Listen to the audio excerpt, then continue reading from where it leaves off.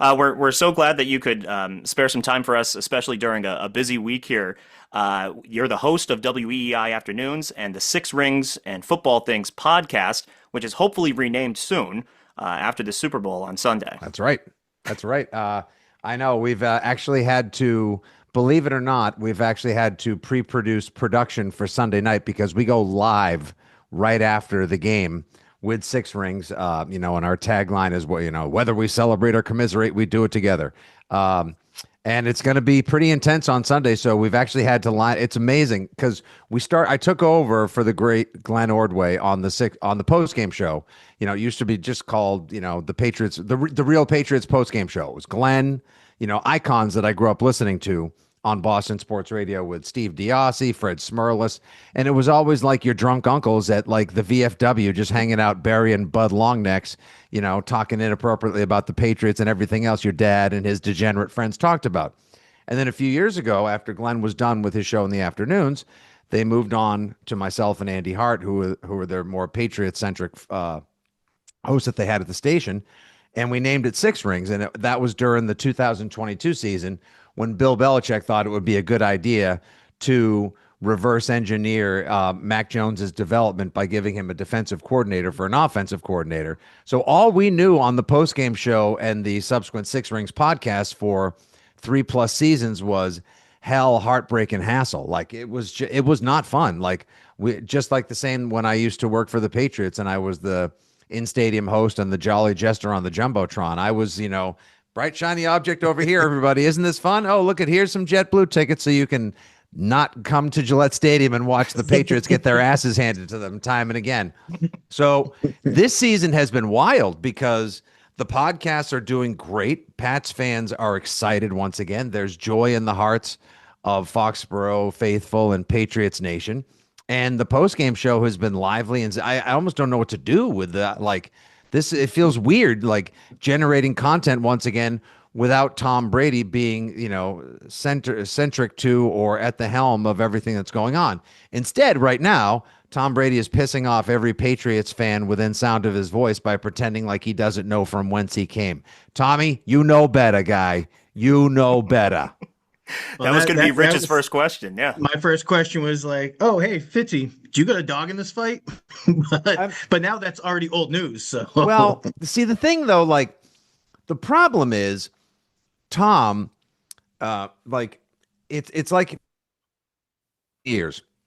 He was so psychotically myopic of focus, right? Like he played quarterback and his job was to be the best he could at that and to win every football game. And that was his savage fury and his superhero talent. And we adored, praised, admired, and loved him for that.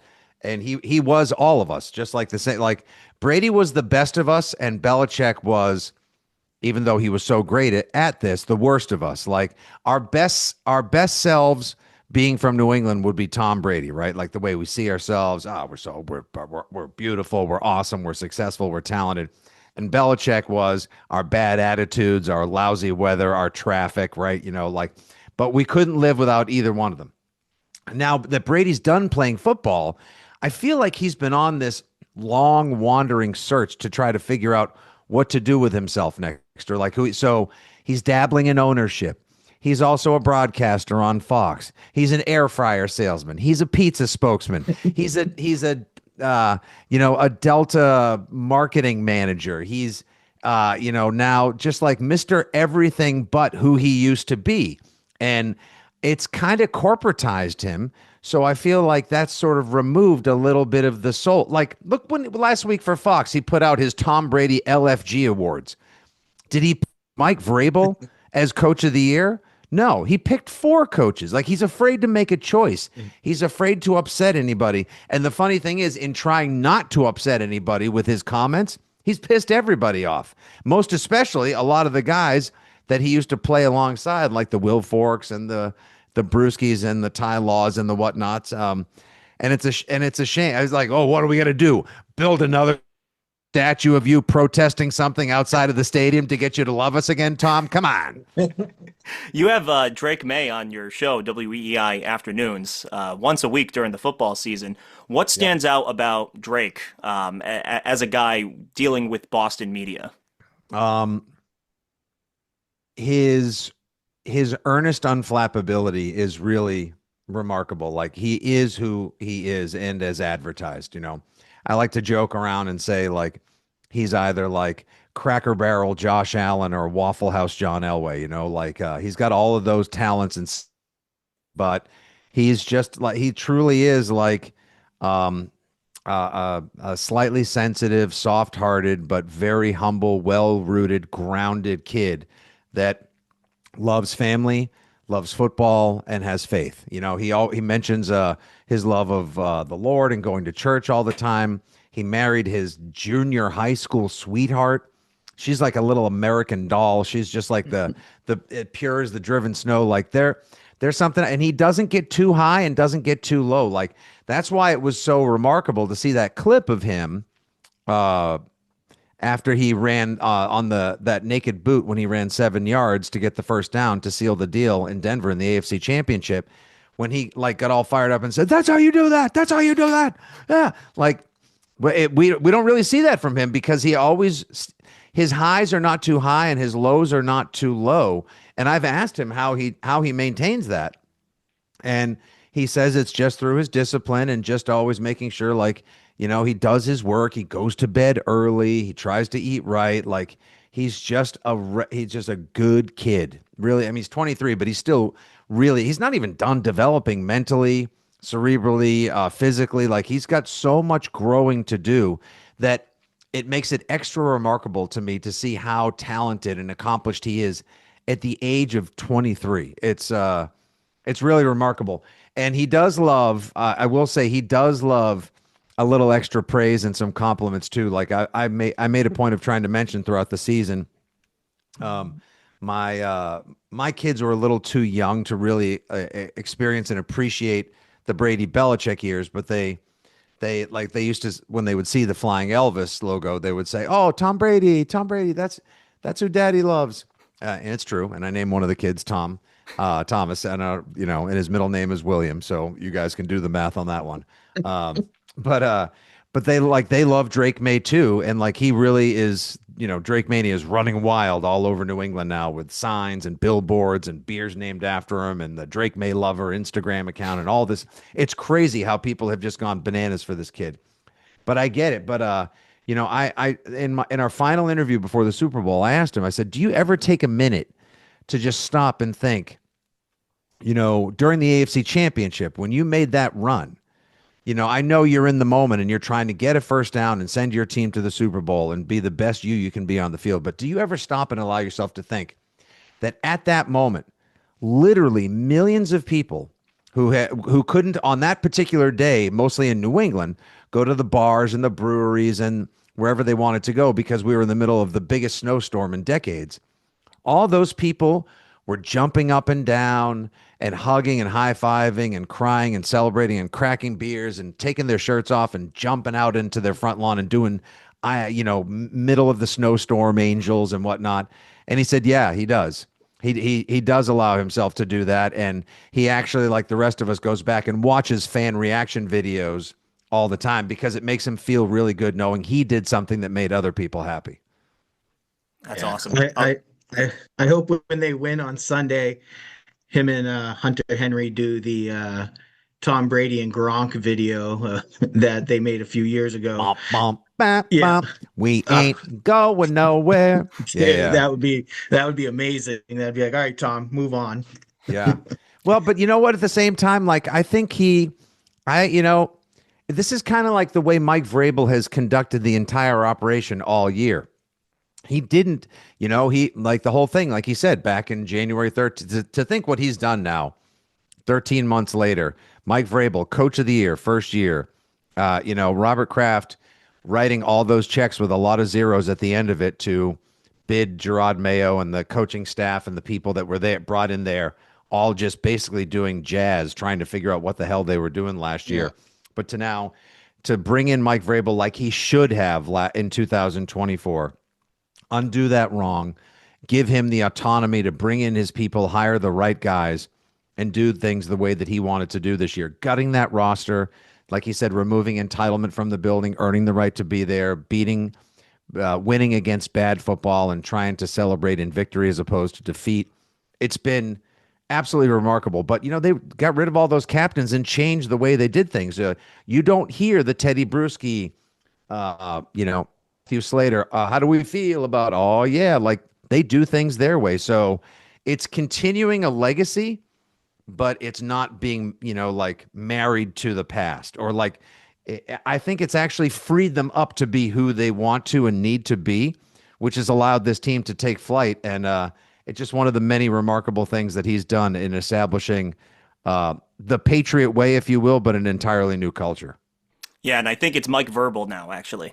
Yeah, it's Mike Verbal. Actually, I think Josh should probably just be Josh McDonald at this point, just to go along with Mike Verbal and just roll with that. That was so fun. By the way, did you guys? I'm not sure if you guys happen to have seen this before we recorded Friday morning, but the guy who voted for Justin Herbert, who basically gave the first place vote to Herbert over Drake May, kind of caught because there was such a nip and tuck vote for NFL MVP, outed himself.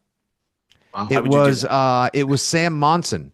The I think he writes for Pro Football Focus or I want to check, but like he actually had, yes, here he is. Sam Monson, who writes the Irish, he used to work for Pro Football Focus. Now he does just a lot of NFL writing and podcasting on his own. He's one of the OGs of PFF. He did if you want to watch some, like if you want to see a dead body in the comments, go check out his Twitter handle and see what Pat's I mean, my God, like y'all want to see a dead if you thought body? Tennessee y'all want to see a dead body, like if you thought Tennessee fans were savage years ago to Lane Kiffin, you should go check this out. But it's okay because more often than not, the quarterback that loses the MVP usually gets his just desserts on Sunday. So there we go. Rich, I'll let you take it with a Cape Cod question. Yeah, I mean, so obviously we're based on Martha's Vineyard in Cape Cod. Now you visit, and I see you running the Falmouth Road Race a couple times. What you love for Cape Cod, your little Cape Cod story. Yeah, I run the Falmouth Road Race. I've run it a couple of times for various charities. I mean, that's kind of like, it's amazing. It's 7 miles. I say it's 7 miles of coastal Zillow porn. It's just like such an awesome race. It really is. But the community that comes together for it, and I've done it before for a friend's foundation to fight childhood cancer. This year I ran it for Vinegrass, which is an old family friend and his wife's Vinegrass Music. I know Pete Fasano and Monica. They're awesome. Monica's good friends of ours. Awesome. Yes. Pete Fasano, her husband, is the nephew of my dad's best friend. Phil Fasano, he passed away a few years ago, and my dad passed about 4 years ago. So when I've kept in touch with him, and they asked me to run and help raise money for the concerts and for the music lessons and the instruments they provide to children, which is especially near and dear to my heart because my wife is a music educator and a singer as well, and does similar things here in Connecticut and used to in New York City around where she grew up and we met. So that's just one little nugget of it all. But the Cape Cod story is very simple. That was always our vacation growing up on the South Shore in Braintree. We would go to South Yarmouth, vacation to the same cottage compound for years and years and years. My favorite place in the world. Part of my dad's business. My dad was a dinner theater owner and producer and an advertising salesman. So he was part Zero Mostel and part Willie Loman, both inimitably hilarious and tragic at the same time. And our vacation every year, he used to publish, I'm not sure how deep your foundational knowledge of the Mid-Cape is, but there for decades, long before the day and age of digital giveaways and Groupon, there used to be a publication in the hotel lobby of every hotel in the spring and summertime called the Fun Book. And the Fun Book was a coupon book, like go to the Lobster Boat on Route 28 in South Yarmouth, and with this coupon, get 2 free drinks with 2 adult entrees purchased, whatever. Buy 2 mini golfs, get 1 round free, all that stuff. That was my dad's publication. So that led him down there for about a quarter of the year. And I would oftentimes try to go with him, and that paid for our vacations. And so the Cape became my favorite place on earth. And I swore once I adultified, or at least I pretended to. I mean, I'm 52 going on 25. So I have no plans on growing up or picking what I want to do when I grow up, if it ever happens. But my wife and I used to go all the time too. And we said, one day when we can, we need to buy a place on the Cape. And so about 9 years ago, I took some money from the sale of my parents' house and saved a couple of pennies back in New York City when I was living there. And we bought a place in Dennisport. And now that's our little treasure. We've been spending time there for the past 9 years, and it's awesome. And yeah, it's expensive. Yeah, it's a grind to take care of it. Yeah, it's a giant pain in the ass. But you know what? It's our pain in the ass. And I wouldn't give it up for anything. Now I go do comedy shows on the Cape. My kids have summer friends. I've got summer friends down there.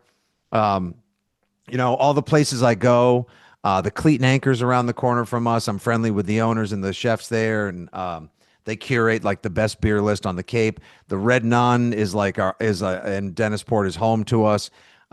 Some good friends who live in Brewster are opening a sports bar in Chatham coming up. They're sponsors of the Patriots, and they've become lifelong friends. Like that, it's really my other home. And one day when I make my journey to the great Fenway in the sky, I will make sure that there'll be ashes sprinkled over Gillette, some over Fenway, and the rest somewhere between the Bass River Bridge and Harwichport. That's awesome. Well, I want to be sensitive of your time, but I was just wondering if you wanted to send a message out to Patriots Nation.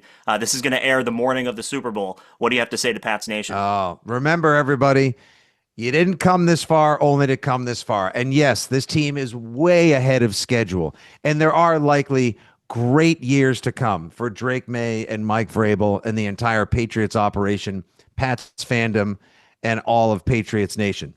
Yeah, sure. You could look at it like, oh, it's gravy, it's house money. Don't worry about it. But then there were guys like Dan Marino who also got there in their second year and never got back. So I hope the team I know the team understands the task at hand and what a plum opportunity this is. But just remember, at the end of the game tonight, the New England Patriots will either have won the most Super Bowls of all time with 7 or have lost the most Super Bowls with 6. But they've been to 12, one out of every 5, more than any other team. So yeah, they hate us because they ain't us, and it will always forevermore be New England versus everyone. We are all we got. We are all we need. And just like Steph Diggs also says, ain't nobody like us, but you know what? I like us. So go Pats. Awesome. Thank you so much.